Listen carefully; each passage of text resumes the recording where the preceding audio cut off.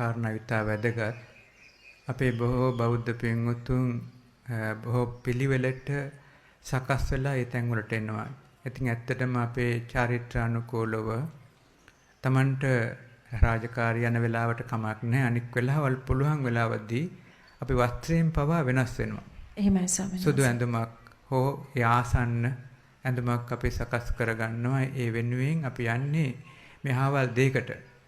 ඒතර එන අතරේදී අපි පුළුවන් තරම් අපේ සමන සම්බන්ධ දෙවියොත් අදහන ශාස්ත්‍රඥ වහන්සේ තමයි බුදුරජාන් වහන්සේ. අපි පුළුවන් තරම් බුදුරජාන් වහන්සේ ගැන හිතාගෙන. එහෙමයි. එතෙ මේ අපි යන්නේ බෝධිරාජාන් වහන්සේ වන්දනා කරන්න. ඒ වගේම බුදුරජාන් වහන්සේ වන්දනමාන කරගන්න. මේ වගේ සංඥා වැඩියෙන් අපි ගන්න.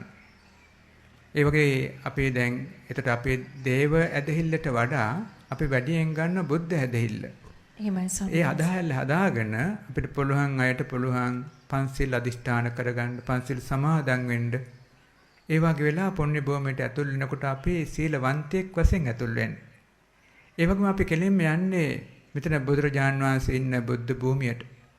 චෛත්‍යයට, ඒ වගේම පෞරාණික බෝධිරාජන් වහන්සේ ඉන්නවා. චෛත්‍යය තියෙනවා. ඒ වගේම විහාරස්ථානයේ තියෙනවා. මේ තැන් වලට ගිහින් අපි ඉස්සෙල්ලා ටිකක් වන්දනමාන කරනවා. වන්දනමාන කරලා අපි දෙවියන්ට පින් දෙනවා. ඒතර ඒක තමයි අපිට වැඩියෙන් ආශිර්වාද ලබන්න පුළුවන් ශක්තිය ඒක තමයි. එහෙමයි. අපි කෙලින්ම දේවාලයට පමණක් ගියොත් එතන ආශිර්වාදයක් නැතුව නෙමෙයි අපේ කුසලයෙන් මන්දි ආශිර්වාදය ලබන්න. පළමුවෙන් අපි කුසලයක් උත්පාදනය කරගන්න. ඒ කුසලය තමයි අපි පළමුවෙන් යන්නේ බෝධිය ගාවට, චෛත්‍ය ගාවට, එතෙන්ද ගිහිල්ලා වැඳුම් පිදුම් කළා. හොඳ කුසලයක් උත්පාදනය කළා. දැන් තමන් සීලය පිහිටියා. මේ ටික අපි ආවර්ජනා කරලා හිතනවා අනේ මේ කුසල් බලය මේ භූමින්ට, ඒ වගේ මේ ප්‍රදේශයට බාරදාරී සුමන තමන් දෙවි රාජතුමා ඇතුළු සියලු දෙනා අනුමෝදන් වෙත්වා. ඒ අයගේ ආශිර්වාද අපි කාටත් ලැබෙත්වා. අනන්ත බුදුරජාන් වහන්සේගේ ආශිර්වාද බලයෙන්, මේ සුමන සමන් දෙවියන්ගේ ආශිර්වාද බලයෙන් අපේ මේ තියෙන ප්‍රශ්න ජය ගන්න අපිට ලැබේවා. එහෙමයි. අපි හැමෝගෙම තියෙනවා දරුවන්ගේ අධ්‍යාපනය වෙන්න පුළුවන්, රැකී ආරක්ෂා වෙන්න පුළුවන්, වෙනත් අපිට පීඩාකාරී දේවල් වෙන්න පුළුවන්. ඒ දේවල් අපි ඒ විදිහට හිතනකොට ඒකේ ආශිර්වාද බලය වැඩි. එහෙම නැතුව කෙලෙහිම අපිට යන්න පුළුවන් ඒ දේවස්ථානට වඩා ගියට වරදක් නැහැ.